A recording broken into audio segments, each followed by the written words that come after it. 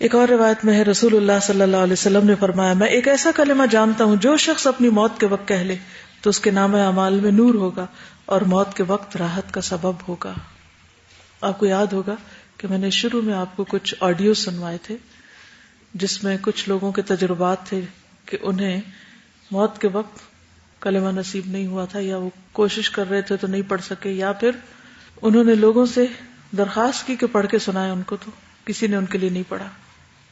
رسول اللہ صلی اللہ علیہ وسلم نے فرمایا کہ میں ایک ایسا کلمہ جانتا ہوں جو شخص اپنی موت کے وقت کہہ لے، بول سکے اس کو، تو اس کے نامہ اعمال میں نور ہوگا اور موت کے وقت راحت کا سبب، اور دوسری روایت میں آسانی سے جان نکلنے کا سبب.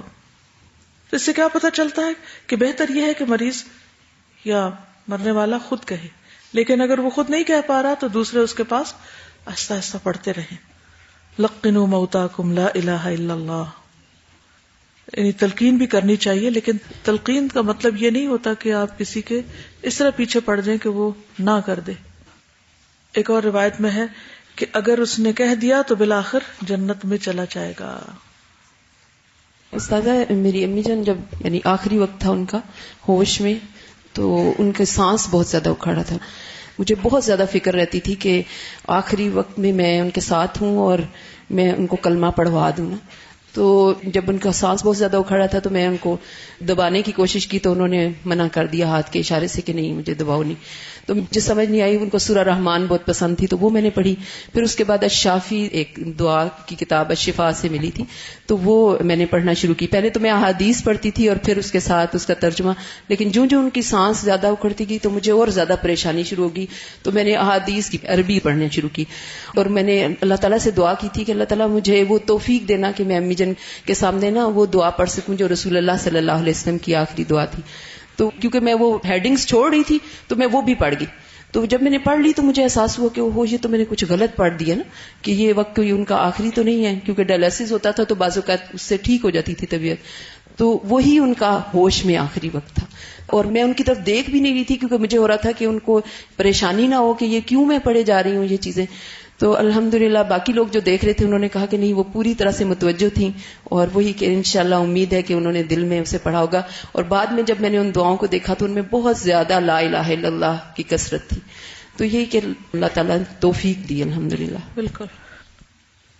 رسول اللہ صلی اللہ علیہ وسلم نے فرمایا جو شخص اس حال میں فوت ہو کہ وہ لا الہ الا اللہ کی اور میرے رسول ہونے کی گواہی دیتا ہو اور یہ گواہی دل کے یقین سے ہو تو اس کے گناہ معاف کر دیے جائیں گے.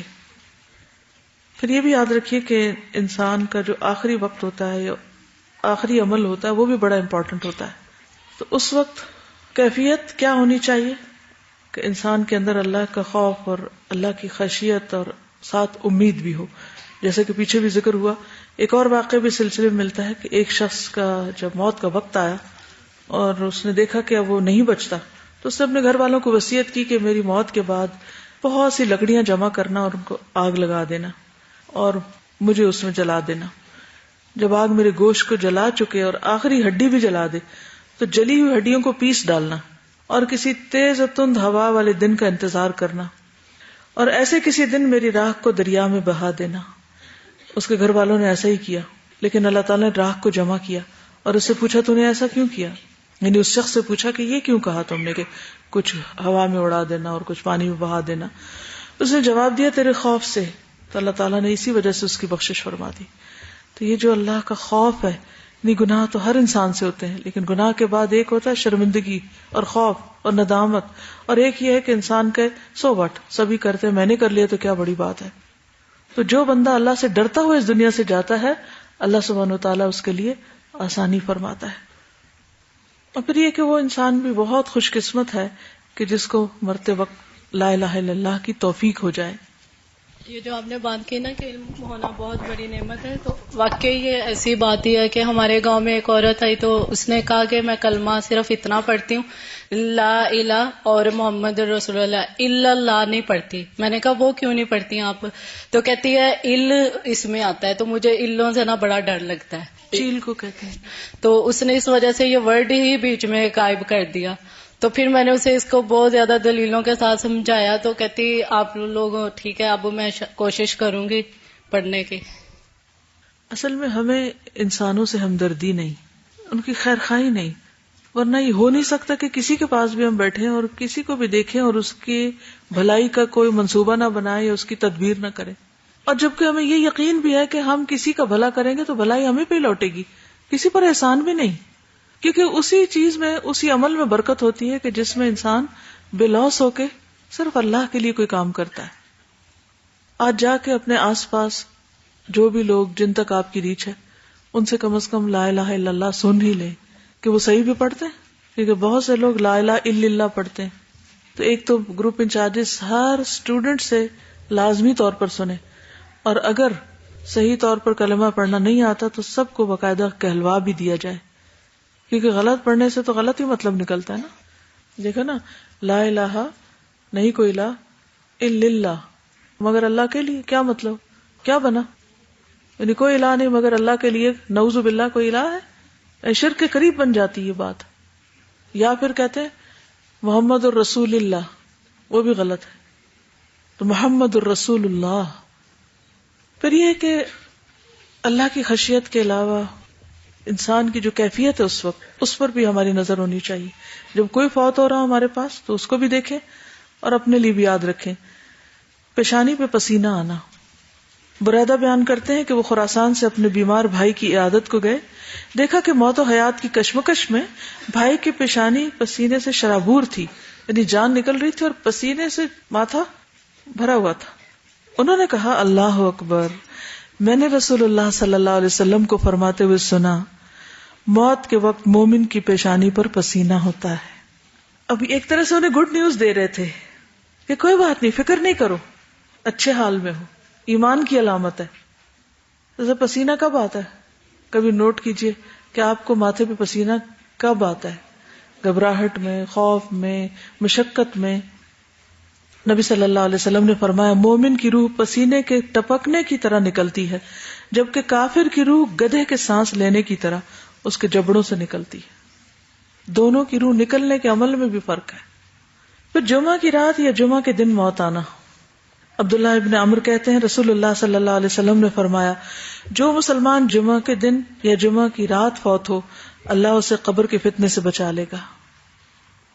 لیکن یہ یاد رکھیے کہ یہ اسی کے لیے ہے جس کے اندر ایمان ہو اور عمل صالح بھی، کیونکہ بہت سے کفار بھی جمعے کے دن فوت ہوتے ہیں تو وہ فوت ہونا ان کو فائدہ نہیں دے گا. ٹھیک ہے. آخری عمل نماز ہونا، یعنی کوئی نماز چھوڑے بغیر دنیا سے رخصت ہونا. جب حارث کے بیٹے قتل کرنے کے لیے خبیب رضی اللہ عنہ کو حرم کی حدود سے باہر لے گئے، یہ پیچھے قصہ سنایا جا چکا ہے آپ کو، تو خبیب رضی اللہ عنہ نے ان سے فرمایا مجھے 2 رکعت نماز پڑھنے کی اجازت دو. انہوں نے اجازت دے دی.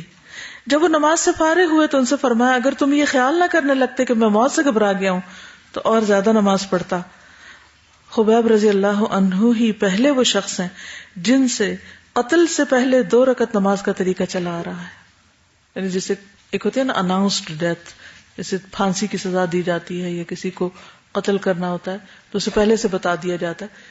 تو بہت سے لوگوں کے واقعات میں ملتا ہے کہ پھر وہ اس سے پہلے نماز پڑھتے ہیں. تو یہ طریقہ انہوں نے ہی شروع کیا تھا. اب آپ دیکھیے کہ انسان مرنے سے پہلے عام طور پر اپنی پسند کی باتیں، پسند کی چیزوں کی خواہش کرتا ہے. مجھے یہ کھلا دو، مجھے وہ دکھا دو، مجھے وہاں لے جاؤ، میرے پاس فلاں کو بلا دو.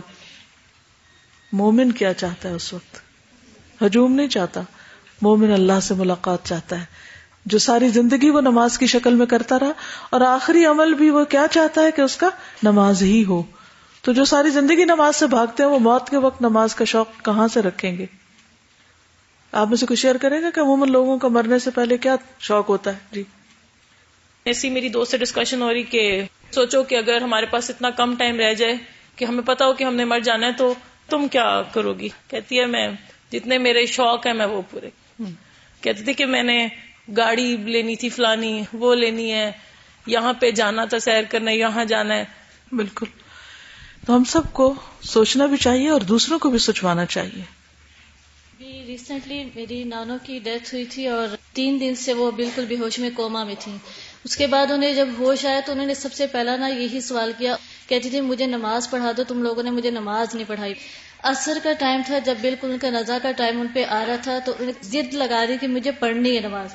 انہوں نے وضو کیا خود اشاروں سے، اور عصر کا ٹائم سے بالکل اذانیں باہر ہو رہی تھی، کہتی نہیں عصر کا ٹائم داخل ہو چکا ہے، مجھے پڑھنے دو نماز، اور بالکل سہارے سے وہ بیٹھی نماز انہوں نے اشاروں سے پڑھ کر، اور اس کے بعد جب انہوں نے سلام پھیرا، میری خالہ بالکل ساتھ یہ بیٹھی ہیں، اور سلام پھیر کے انہوں نے بالکل اپنے نا سامنے دیکھ کے جیسا مسکرائی ہیں اور سلام کیا. تو میری خالہ نے کہا میں تو یہاں بیٹھی تو آپ ادھر کیا دیکھ رہی ہیں؟ تو بڑی عجیب نگاہ سے ان کو نا جیسے تھوڑا ہوتا بندہ غصے میں دیکھتا ہے، پھر واپس اسی جگہ دیکھ کے اسمائل کر کے اور بالکل وہ سیدھی لیٹ گئی، اور پتہ بھی نہیں چلا کہ ان کی روح کیسے نکلی. تو مجھے اتنے عرصے تک یہ چیز ہے کہ اللہ تعالیٰ ہمارا آخری عمل بھی ایسا عمل ہو کہ اللہ کا پسندیدہ نماز ہو انشاءاللہ. اللہ ان کی بھی مغفرت کرے. ہم یہ انہی کا ہو سکتا ہے نا جو زندگی میں فکر کرتے رہے ہوں اور نماز سے محبت ہو جن کو. یہ نہیں کہ لوگ پیچھے پڑھ کے اور دھکے دے دے کے نماز کی طرف لے جائیں اور اٹھا کے اٹھائیں کہ اٹھو نماز پڑھ لو. اصل خوش قسمتی وہ ہے جس کا آخری عمل اچھا ہو اور اللہ کی رضا میں رخصت ہو، کیونکہ انما الاعمال بالخواتیم، اعمال کا دار و مدار خاتمے پر ہے. السلام علیکم. میرے ہسبینڈ تھوڑے دن بیمار رہے اور جس دن ان کی ڈیتھ ہوئی اس سے 1 گھنٹہ پہلے انہوں نے کہا کہ مجھے ہاسپٹل لے جائیں. فجر کی نماز پڑھی اور میں نے کہا آپ نے قرآن نہیں پڑھا، کہنے کی ہمت نہیں ہو رہی، میرے خیال سے اب وقت جدائی کا وقت ہے، مجھے ہاسپٹل لے جاؤ. اور اپنے پیروں سے وہ چل کے گئے اور سب ہوا، حالانکہ بیمار تھے. اترے اور جب ان کو بیڈ پہ لٹا رکھا تھا تو ان کو اتنے پسینے آ رہے تھے. تھوڑی دیر پہلے انہوں نے کہا میرے ساکس اتار دیں. میں نے اپنی بیٹی سے کہا اتار دو آپ. اور انتہا سے زیادہ پسینہ کہ پہلے میں نے سمپل ٹیشو سے صاف کیا، پھر رول ہاتھ پہ لپیٹا اور اس سے صاف کیا. وہ پسینہ جب بھی خشک نہیں ہو رہا تھا اور وہ مسلسل کہہ رہے تھے اللہ میاں مجھے بخش دے. ہمیں نہیں اندازہ تھا کہ ان کی ڈیتھ ہونے والی ہے. اور جب ان کی آنکھیں بالکل اوپر ہو گئی تو میں نے پھر اپنے دیور سے پوچھا ان کو کیا ہو گیا، تو کہنے لگے اب یہ ختم ہو چکے ہیں. اصل میں ہم لوگ عام طور پر کبھی ڈیتھ دیکھی نہیں تو پتہ بھی نہیں چلتا کہ یہ ویسے تکلیف ہے یا ڈیتھ ہونے لگی ہے. تو یہ جو علامت ہے پسینہ آنے کی اور آنکھوں کے پھرنے کی، یہ ساری آپ کو پتہ ہونی چاہیے تاکہ آخری وقت میں بھی آپ کسی کی ہیلپ کر سکیں اور خصوصاً اپنے لیے تو یاد رکھیں. انس رضی اللہ عنہ سے مروی ہے رسول اللہ صلی اللہ علیہ وسلم نے فرمایا کسی شخص پر اس وقت تک تعجب نہ کیا کرو جب تک یہ نہ دیکھ لو کہ اس کا خاتمہ کس عمل پہ ہو رہا ہے. کیونکہ بعض اوقات ایک شخص ساری زندگی یا ایک طویل عرصہ نیک عمل کرتے ہوئے گزارتا ہے، اگر اسی حال میں فوت ہو جائے تو جنت میں داخل ہو جائے، لیکن پھر اس میں تبدیلی پیدا ہو جاتی ہے، چینجز آ جاتی ہیں اور وہ گناہوں میں مبتلا ہو جاتا ہے. اسی طرح ایک آدمی طویل عرصے تک ایسے گناہوں میں مبتلا رہتا ہے کہ اگر اسی حال میں مر جائے تو جہنم میں داخل ہو، لیکن پھر اس میں تبدیلی پیدا ہو جاتی ہے اور وہ نیک اعمال میں مصروف ہو جاتا ہے. اور اللہ تعالیٰ جب کسی بندے کے ساتھ خیر کا ارادہ فرماتے ہیں تو اس سے نیک عمل کرواتے ہیں. صحابہ نے پوچھا کیسے کرواتے ہیں؟ فرمایا اسے مرنے سے پہلے نیک عمل کی توفیق عطا فرما دیتے ہیں، پھر اسی نیک عمل پر اس کی روح قبض کرتے ہیں. تو ہمیں نہیں پتا کہ کس وقت کس دن ہمارے دل میں تبدیلی آ جائے. جن کاموں کے اس وقت ہم بے حد عزیز سمجھتے ہیں اور بہت ہی اہم سمجھتے ہیں، کل ہم ان نیکیوں کو معمولی سمجھنے لگے. اور ہو سکتا ہے کہ آج جن چیزوں کو ہم معمولی سمجھتے ہیں وہ کل ہمارے نزدیک بہت اہم ہو جائیں. تو اصل خوش قسمت وہ ہے جس کا خاتمہ اچھا ہے، ایمان پر ہے. نبی صلی اللہ علیہ وسلم نے فرمایا جو شخص رضائے الہی کے لیے 1 دن روزہ رکھے اور اسی پر اس کا اختتام ہو تو وہ جنت میں داخل ہوگا، یعنی نماز کے علاوہ روزے کی حالت میں. اور جو شخص رضائے الہی کے لیے صدقہ کرے اور اسی پر اس کا اختتام ہو تو وہ جنت میں داخل ہوگا. یعنی کوئی بھی نیک عمل ہو سکتا ہے. شداد بن ہاد رضی اللہ عنہ سے روایت ہے کہ ایک اعرابی نبی صلی اللہ علیہ وسلم کی خدمت میں حاضر ہوا، اسلام قبول کیا اور آپ کے ساتھ ہو گیا. پھر کہنے لگا کہ میں آپ کے ساتھ ہجرت کروں گا. رسول اللہ صلی اللہ علیہ وسلم نے اس کے بارے میں بعض صحابہ کرام کو ہدایت کی. جب غزوہ خیبر ہوا اور رسول اللہ صلی اللہ علیہ وسلم کو مال غنیمت ملا، آپ نے تقسیم کیا تو اسے بھی حصہ دیا. وہ سواری کے جانور چرایا کرتا تھا. جب وہ آیا تو صحابہ نے اس کا حصہ اسے دے دیا. تو اس نے دریافت کیا کہ یہ کیا ہے؟ لوگوں نے کہا یہ تمہارا حصہ ہے جو رسول اللہ صلی اللہ علیہ وسلم نے تمہیں دیا ہے. اس نے لے لیا اور اس کو لے کر نبی صلی اللہ علیہ وسلم کی خدمت میں حاضر ہوا. عرض کیا یہ کیا ہے؟ فرمایا یہ تمہارا حصہ میں نے دیا ہے. اس نے عرض کیا میں اس وجہ سے آپ کے ہمراہ نہیں گیا تھا، یعنی میں یہ لینے کے لیے کسی مالی فائدے کے لیے نہیں گیا تھا، بلکہ میں نے اس وجہ سے آپ کی پیروی کی کہ میری اس جگہ پر تیر مارا جائے، یعنی حلق کی طرف اشارہ کیا، پھر میں فوت ہو جاؤں اور میں جنت میں داخل ہو جاؤں. آپ نے فرمایا اگر تم سچ کہتے ہو تو اللہ بھی تمہاری آرزو پوری کر دے گا. پھر کچھ دیر تک لوگ ٹھہرے رہے. اس کے بعد دشمن سے جنگ کرنے کے لیے اٹھے. لوگ اس کو رسول اللہ صلی اللہ علیہ وسلم کی خدمت میں لے کر حاضر ہوئے. اس شخص کے اسی جگہ تیر لگا ہوا تھا جس جگہ اس نے اشارہ کیا تھا. آپ نے فرمایا کہ وہی ہے؟ لوگوں نے کہا جی ہاں. آپ نے فرمایا اس نے اللہ سے سچ کہا تھا, اللہ نے بھی اس کی تمنا پوری کر دی. پھر آپ نے اپنے جبہ میں اسے کفن دیا اور اسے سامنے رکھ کر اس کی نماز جنازہ پڑھائی. تو جس قدر آپ کی نماز میں سے لوگوں کو سنائی دیا وہ یہ تھا, آپ فرما رہے تھے یا اللہ یہ تیرا بندہ ہے اور تیرے راستے میں ہجرت کر کے نکلا اور شہید ہو گیا, میں اس بات کا گواہ ہوں. تو آخری چیز کیا ہے؟ دنیا سے بے رغبتی اور جنت کا شوق. اللہ نے اس کی سچی نیت کو قبول کر لیا.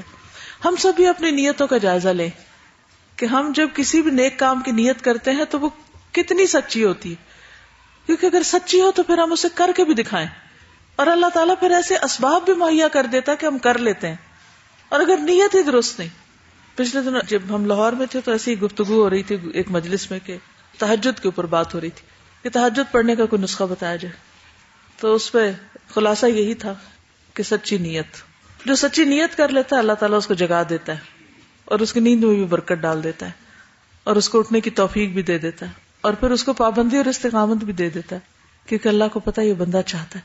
اور جو ڈرتا رہے پتا نہیں میں کر سکوں گا کہ نہیں, میرا نہیں خیال میں اس قابل ہوں کہ تہجد پڑھوں, تہجد تو کوئی نیک لوگ ہی پڑھتے ہیں, اگر میں نے پڑھ لیا تو پھر میری نیند کا کیا ہوگا, کہیں میں بیماری نہ پڑ جاؤں, اور ابھی تو میرے امتحان ہیں, اور ابھی تو میں جوان ہوں, جوانی میں نیند بڑی زیادہ ہوتی ہے انسان کی, تبھی تو نہیں پڑھ سکتا, وغیرہ وغیرہ 100 بہانے. تو جب اتنے سارے عذر آپ کے پاس ہیں, اتنے جواز آپ کے پاس ہیں ایک کام کو نہ کرنے کے, تو نتیجہ کیا ہوگا؟ آپ نہیں پڑھ سکیں گے. اور جب آپ کو یہ ہو کہ نہیں بھائی جو پڑھتے ہیں وہ بھی تو اٹھتے ہیں نا, اور ان کے بھی دن گزرتے ہیں اور ان کے بھی سارے کام ہوتے ہیں, تو مجھے تو پڑھنا ہی پڑھنا ہے, بس اللہ مجھے توفیق دے, تو اللہ تعالیٰ اتنا آسان کر دے گا کہ آپ سوچ بھی نہیں سکتے. وہ صرف ایک ڈر ہوتا ہے, خوف ہوتا ہے جو شیطان ہمارے دلوں میں ڈالتا ہے کسی بھی نیک عمل سے روکنے کے لیے کہ کرے نہ. کوئی بھی اچھا کام آپ کرنے لگیں گے شیطان آپ کو ضرور ڈرائے گا. یہی آپ کا امتحان ہوتا ہے کہ آپ مقابلہ کر کے کہیں نہیں ہو جائے گا, کچھ مشکل نہیں.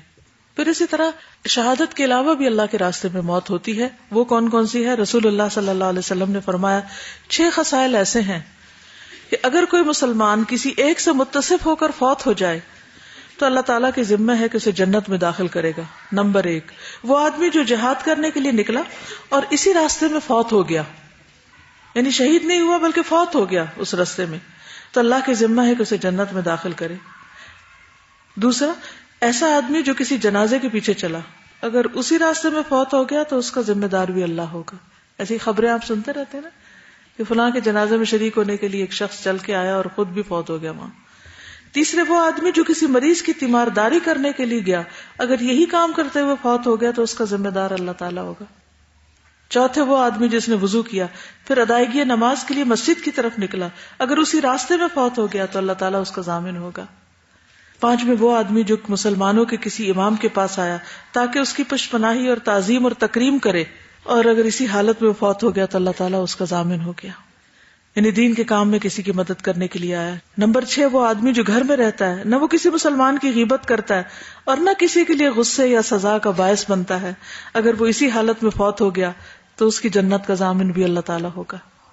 تو ایسے تمام اخلاق اور ایسی تمام عادات اور ایسے تمام مواقع اور ایسے سارے کام انسان کے لیے کیا ہیں؟ دراصل جنت میں جانے کا ذریعہ.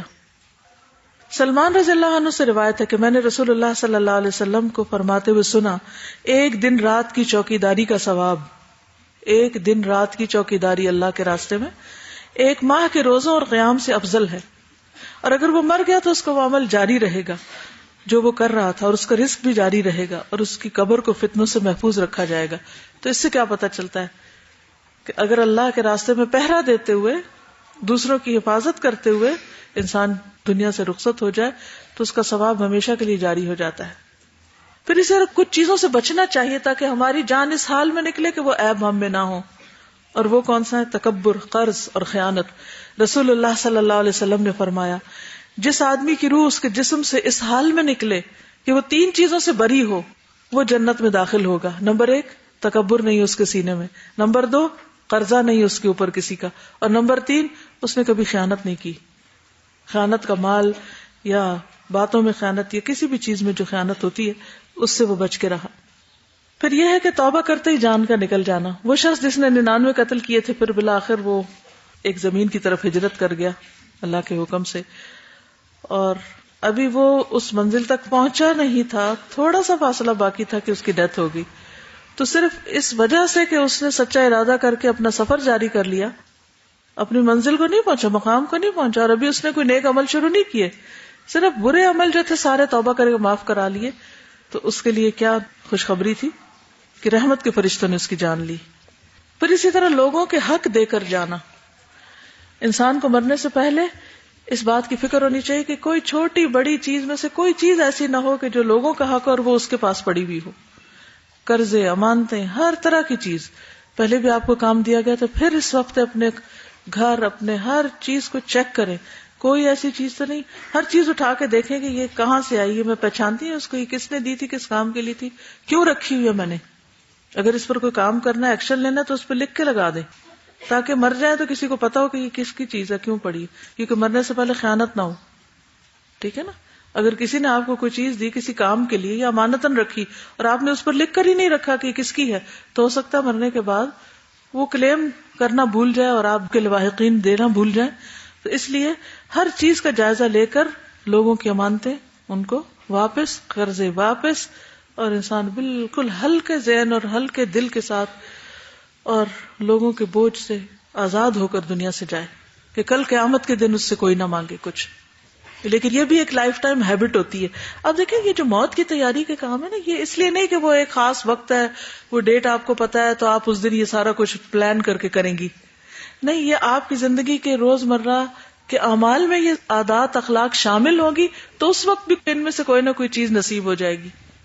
تو ہر دن کو موت ہی کا دن سمجھیں اور موت ہی کے لیے تیاری کرتے ہوئے دن گزاریں, تو انشاءاللہ تعالی اس طرح کی چیزیں خود بخود زندگی سے مائنس ہو جائیں گی جو انسان کے لیے وبال بننے والی ہیں. عقبہ بن عامر کہتے ہیں نبی صلی اللہ علیہ وسلم نے ایک شخص سے کہا, وہ روایت کرتے ہیں, کیا تم راضی ہو کہ فلاں عورت سے تمہاری شادی کر دوں میں؟ اس نے کہا جی ہاں. پھر آپ نے عورت سے پوچھا کیا تو راضی ہے کہ فلاں مرد سے تیری شادی کر دی جائے؟ اس نے کہا جی ہاں. چنانچہ آپ نے ان دونوں کی شادی کر دی, اور پھر اس مرد نے اس سے صحبت کی مگر حق کے مہر مقرر نہ کیا اور نہ اسے کچھ دیا. اور یہ ان لوگوں میں سے تھا جو حدیبیہ میں شریک ہو چکے تھے اور شرکائے حدیبیہ کو خیبر میں حصہ ملا تھا. جب اس کی وفات کا وقت آیا تو اس نے کہا رسول اللہ صلی اللہ علیہ وسلم نے فلاں عورت سے میری شادی کر دی تھی مگر میں نے اس کے لیے مہر مقرر نہیں کیا تھا اور نہ اسے کچھ دیا تھا. میں تمہیں گواہ بناتا ہوں کہ میں اسے مہر میں اپنے خیبر کا حصہ دیتا ہوں. چنانچہ اس عورت نے وہ حصہ لیا اور پھر اسے 1 لاکھ میں فروخت کیا. یعنی جو ہی اس کو احساس ہوا کہ مرنے لگا تو اس نے فوراً کیا کیا, حق ادا کر دیا. پھر دوسروں کو آسانی دینے والا, اس عادت کو بھی دیکھیے اپنے اندر. کیا آپ دوسروں کے لیے زندگی مشکل کرتے ہیں کہ آسان؟ زندگی کیسے آسان کی جاتی ہے دوسروں کے لیے, کوئی مثال سے سمجھائیں گے؟ یعنی دوسروں سے بے جا مطالبات نہ کیے جائیں. اور کوئی ایک مثال تو سوچئے, آپ کسی کے لیے کیا آسانی پیدا کریں گے؟ شاباش, اپنے حقوق میں سے کچھ کمی کر کے. یس, گھر کی مثال ہے تو اپنا کام خود کر کے, نہ کہ دوسروں کے اوپر پھینک کے, اور دوسروں کے کام میں آسانی پیدا کر کے, اور اپنی مشکلات دوسروں کو نہ بتا کے, خواہ ان کو پریشان نہ کر کے, ان کو علم سکھایا جائے تو اس سے بھی ان کی زندگیاں آسان ہوں گی. اور یس, کسی کو کسی کام میں مشکل پیش آ رہی ہے تو اس کی مدد کر کے, اس کے لیے آسانی کر کے. عموماً کیا ہوتا ہے جب کسی کو کوئی مشکل پیش آتی ہے, کوئی ہم سے آ کے سوال کرتا ہے تو ہم اس کو ڈانٹ ڈپکار شروع کر دیتے, تم نے اسی وقت آنا تھا اور یہ تم کیوں آگے, اور میں نے تو تمہیں پہلے ہی کر دیا تھا یہ کام, تمہیں یاد کیوں نہیں, اور وغیرہ وغیرہ. ایک لمبی بحث. حالانکہ یہ ساری انرجی جس وقت آپ دوسرے کو ڈانٹ ڈپٹ میں لگا رہے ہیں, اگر اس میں لگا دیں کہ اس کی مدد کر دیں تو کام بھی ہو جائے اور اللہ آپ کے لیے بھی آسانیاں پیدا کر دے گا. نیکی کے کاموں میں ایک دوسرے سے تعاون کر کے, کسی کی بات سن کے, کہ بعض اوقات کوئی بات کہنا چاہتا ہے اور آپ سننے کو تیار نہیں, کیا آسانی ہوگی اس کے لیے. نبی صلی اللہ علیہ وسلم نے فرمایا پہلے زمانے میں ایک شخص کے پاس ملک الموت اس کی روح قبض کرنے آئے تو اس سے پوچھا کہ کیا تمہیں اپنی نیکی یاد ہے؟ اس نے کہا مجھے تو یاد نہیں پڑتی. اس سے دوبارہ کہا گیا یاد کرو, اس نے کہا مجھے اپنی کوئی نیکی یاد نہیں. سوائے اس کے کہ میں دنیا میں لوگوں کے ساتھ خرید و فروخت کرتا تھا، بزنس کرتا تھا، لین دین کرتا تھا. جو لوگ خوشحال ہوتے انہیں تو میں اپنا قرض وصول کرتے وقت مہلت دیا کرتا تھا اور تنگ دست کو معاف کر دیا کرتا. اللہ تعالیٰ نے اسی نیکی کی بنا پر اسے جنت میں داخل کر دیا.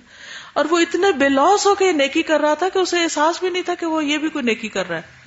اصل بات یہ ہے نا، بعض اوقات ہم نیکی کرتے میں ساتھ ساتھ جتاتے ہیں کہ ہم نیکی کر رہے ہیں تمہارے ساتھ، تو دوسروں کے لیے بوجھ نہ بنے کسی بھی طرح کا، ان کی زندگی حرام نہ کریں.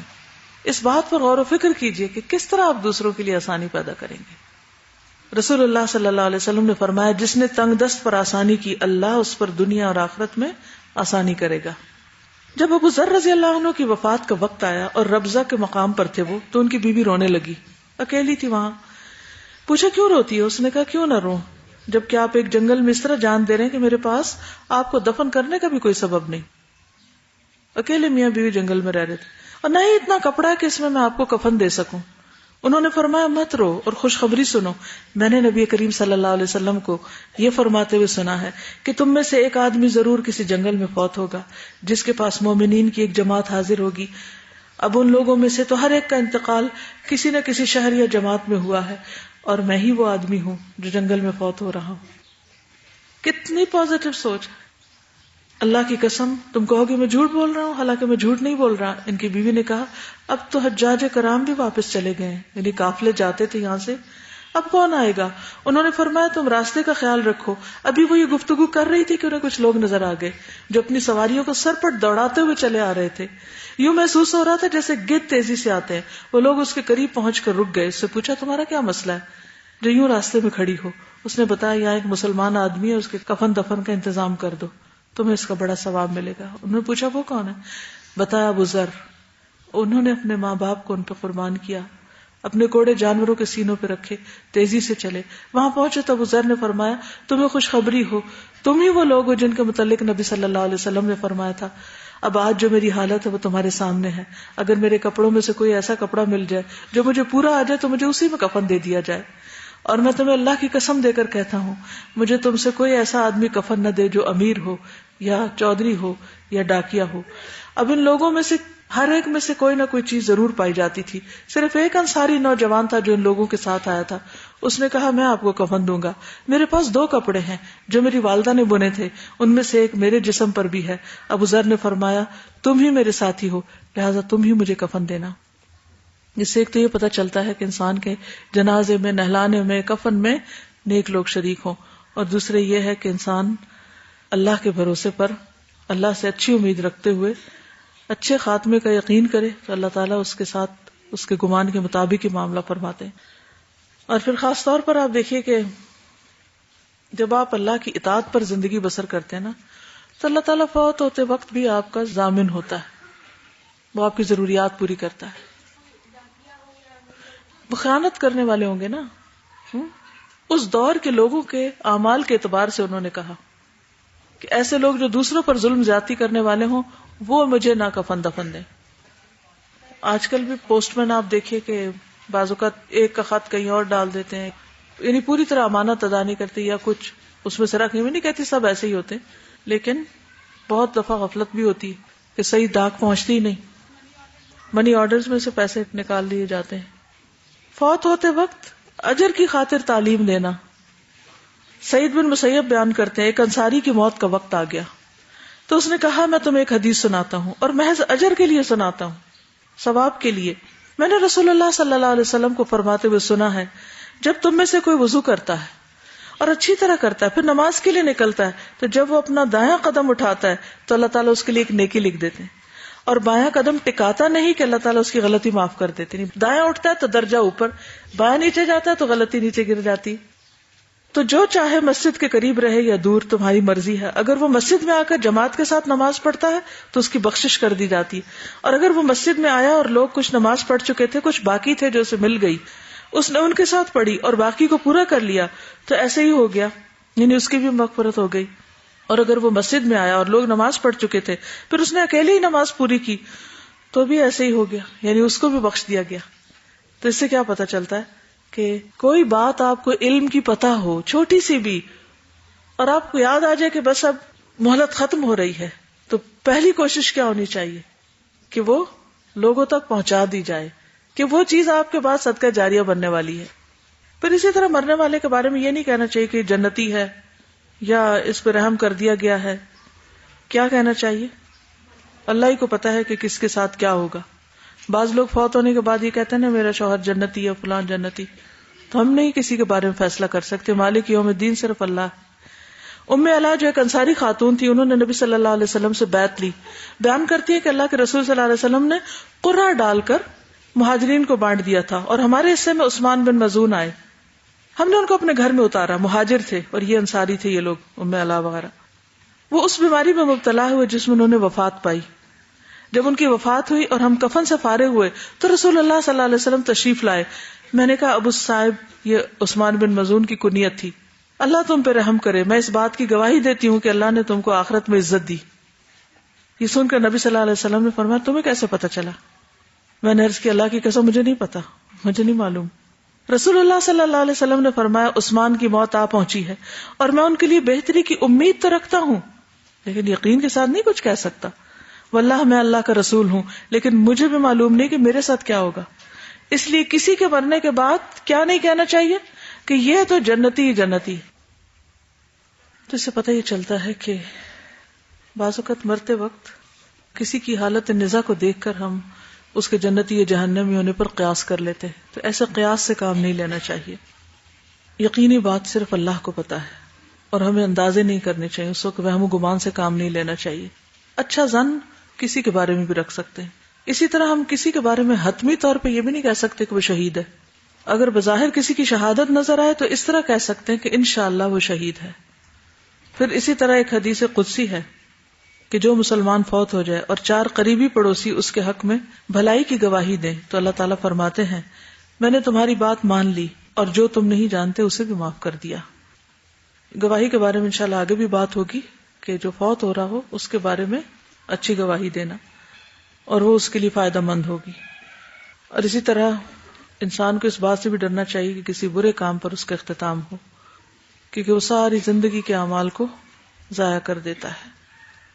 رسول اللہ صلی اللہ علیہ وسلم نے فرمایا تم میں سے ایک شخص دوزخ والوں کے کام کرتا رہتا ہے، جب اس کے اور دوزخ کے درمیان ایک بالش کا یا ایک ہاتھ کا فاصلہ باقی رہ جاتا ہے اس کی تقدیر اس پہ غالب آ جاتی ہے اور وہ جنت والوں کے کام کرنے لگتا ہے، یعنی بالکل آخری حصے میں، اور جنت میں جاتا ہے. اسی طرح ایک شخص جنت والوں کے کام کرتا رہتا ہے، جبکہ اس کے اور جنت کے درمیان ایک ہاتھ کا فاصلہ باقی رہ جاتا ہے، اس کی تقدیر غالب آ جاتی ہے اور وہ دوزخ والوں کے کام کرنے لگتا ہے، دوزخ میں جاتا ہے. تو اس لیے برے خاتمے سے بھی پناہ مانگنی چاہیے اور اس بات کی فکر ہونی چاہیے اور اس پر رنج و غم ہونا چاہیے کہ اللہ ہم اس سے محفوظ رہیں. یعنی بہت اخلاص کے ساتھ اپنے اور دوسروں کے لیے دعا کرنی چاہیے، کیونکہ جس کا شرک پر خاتمہ ہوا اس کی تو زندگی ڈوب گئی، عمر بھر کی پونجی ختم ہو گئی. انہ من یشرک باللہ فقد حرم اللہ علیہ الجنۃ ومأواہ النار. قرآن مجید میں آتا ہے ان اللہ لا یغفر ان یشرک بہ ویغفر ما دون ذلک لمن یشاء. اور اسی طرح جس نے اللہ کے ساتھ اس حال میں ملاقات کی کہ وہ اللہ کے ساتھ کسی کو شریک ٹھہراتا تو دوزخ میں داخل ہوگا. اسی طرح کلمے کی توفیق نہ ملنا، جیسے ابو طالب کے ساتھ ہوا کہ آخری وقت میں جب رسول اللہ صلی اللہ علیہ وسلم ان کے پاس تشریف لائے تو دیکھا کہ اس وقت ابو جہل اور عبداللہ بن ابی امیہ بن مغیرہ موجود تھے. آپ نے فرمایا چچا ایک کلمہ ہے لا الہ الا اللہ، آپ کہہ دیجئے تاکہ میں اللہ کے ہاں اس کلمے کی وجہ سے آپ کے حق میں گواہی دے سکوں. اس پر ابو جہل اور عبداللہ بن ابی امیہ مغیرہ نے کہا ابو طالب کیا تم اپنے باپ عبد المطلب کے دین سے پھر جاؤ گے؟ رسول اللہ صلی اللہ علیہ وسلم برابر ان کو کلمے کی تلقین کرتے رہے اور ابو جہل اور ابن ابی امیہ اپنی بات دہراتے رہے، اور آخری بات یہ تھی کہ ابو طالب اپنے عبد المطلب کے دین پر یعنی لا الہ الا اللہ کہنے سے انکار کر دیا. پھر اسی طرح موت اس حال میں نہ آئے کہ انسان اللہ کی نافرمانی کا کام کر رہا ہو. الذین تتوفاہم الملائکۃ ظالمی انفسہم فالقوا السلم ما کننا نعمل من سوء بلا ان اللہ علیم بما کنتم تعملون. جنہیں فرشتے اس حال میں قبض کرتے ہیں کہ وہ اپنی جانوں پر ظلم کرنے والے ہوتے ہیں تو وہ فرما برداری پیش کرتے ہیں کہ ہم نے کوئی برا کام نہیں کیا. کیوں نہیں، یقیناً اللہ خوب جاننے والا ہے جو تم کرتے. نہیں، اللہ تعالیٰ سے انسان کچھ بھی نہیں چھپا سکتا. اور یہ بھی یاد رکھیے کہ موت کے وقت ظالم لوگوں کی روح کس طرح نکلے گی؟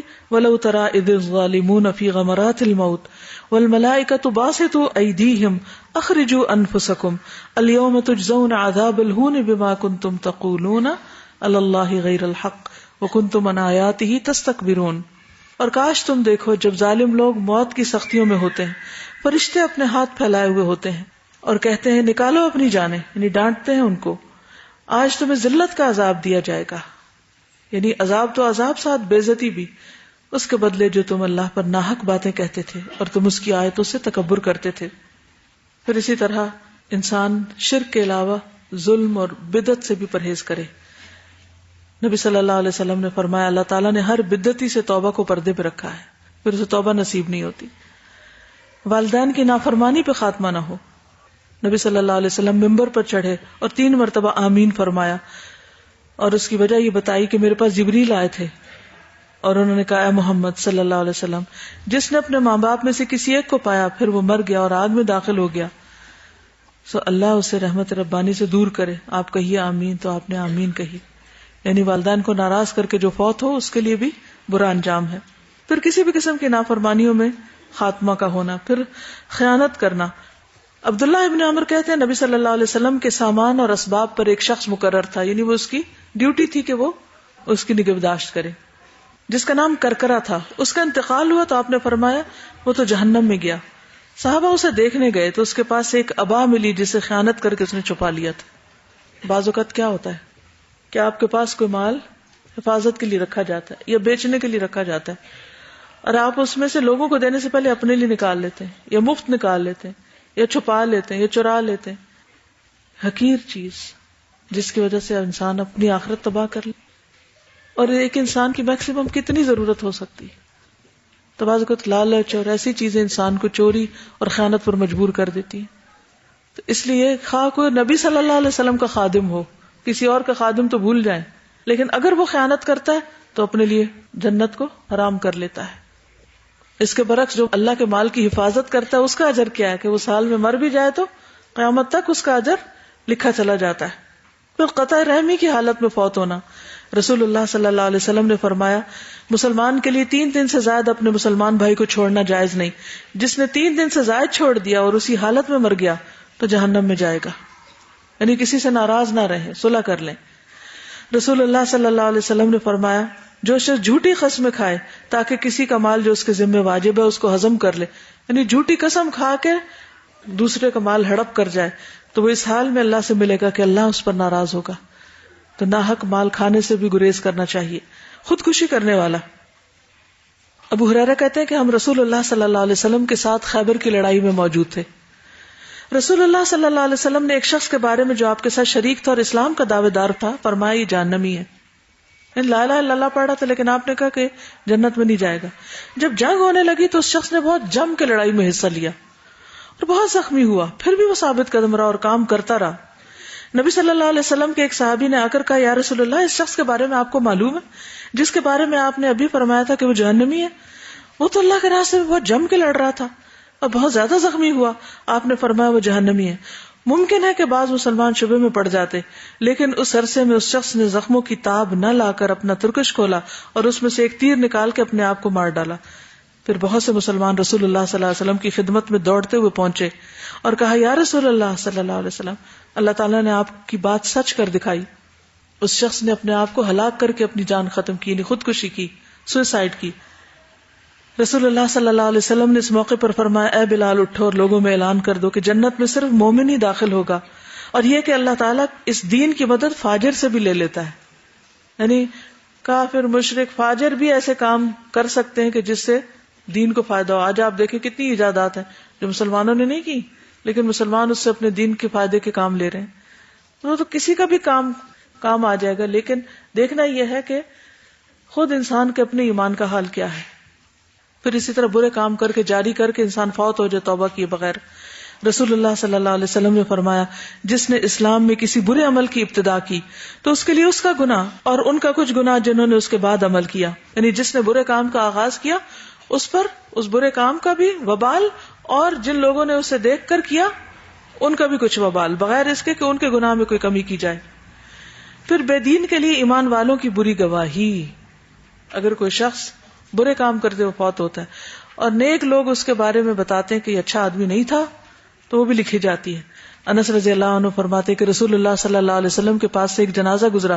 آپ نے فرمایا اس کی تعریف بیان کرو. لوگوں نے کہا جو کچھ ہم جانتے ہیں اس کے مطابق یہ اللہ اور اس کے رسول سے محبت کرتا تھا. اس سے بھی پتہ چلتا ہے کہ مرنے والوں کی خوبیاں جو واقعی سچ پر مبنی ہو وہ بیان کرنی چاہیے. بعض لوگ مبالغہ رائے شروع کر دیتے ہیں اور جو چیز کسی مرنے والے کے اندر نہیں ہوتی وہ بیان کرنے لگتے ہیں, تو اس سے بھی گریز کرنا چاہیے. صحابہ نے اس کی تعریف کی تھی کہ یہ شخص اللہ رسول سے محبت کرتا تھا. پھر آپ کے پاس ایک اور جنازہ گزرا. آپ نے فرمایا اس کے اوصاف بیان کرو. لوگوں نے کہا اللہ کے دین میں یہ برا آدمی تھا. تو آپ نے فرمایا واجب ہو گئی یعنی جہنم, اور تم زمین پر اللہ کے گواہ ہو. یعنی لوگوں کی گواہی کو اگنور نہیں کرنا چاہیے, نظر انداز نہیں کرنا چاہیے. اب یہ ہے کہ حسن خاتمہ انسان کے لیے سب سے بڑی خوش قسمتی کی بات ہے. اس کے لیے دعا بھی کرنی چاہیے اور دوا بھی, کہ انسان ہر وقت اچھے کاموں میں مشغول نظر آئے, کیونکہ وہ لوگ جو برے کام کرتے ہیں ان کی موت بھی برے کام پر آتی ہے. مثلاً اگر آپ کوئی کتاب پڑھیں نا جس میں آخری وقت کی باتیں لکھی ہوئی ہیں, کئی آرٹیکلز بھی اس موضوع پر ملتے ہیں. انشاءاللہ تعالیٰ کچھ واقعات میں اگر کل ٹائم ہوا تو آپ کو بتاؤں گی, اور یہ سچے واقعات ہیں جو خاتمے سے متعلق ہیں کہ کس طرح لوگوں کا خاتمہ ہوا. اگر آپ کے پاس بھی کوئی ایسا واقعہ ہو جو آنکھوں دیکھا اور بالکل سچ پر مبنی ہو, مبالغہ رائیاں اور غلط بیانیاں نہیں چاہیے, کیونکہ ہم لوگوں کو بتاتے بتاتے اپنا انجام نہ خراب کر لیں. تو ضرور اس کو شیئر کیجیے, لیکن خاص طور پر ہر نماز میں اور بعد میں بھی دعا کرنی ہے. کس کی؟ اچھے خاتمے کی. یا اللہ ہم دنیا سے رخصت ہو تو اس حال میں کہ تو ہم سے راضی ہو. یا ایتھا النفس المطمئنہ ارجعی الی ربک راضیۃ مرضیہ فادخلی فی عبادی وادخلی جنتی. وآخر دعوانا ان الحمد للہ رب العالمین. سبحانک اللہم وبحمدک اشہد ان لا الہ الا انت استغفرک واتوب الیک. السلام علیکم ورحمۃ اللہ وبرکاتہ.